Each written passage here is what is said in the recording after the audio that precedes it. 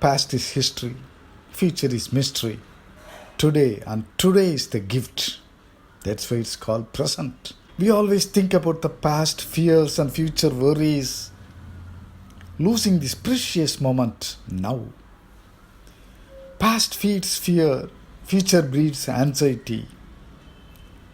The present is there waiting for us to give peace, give happiness.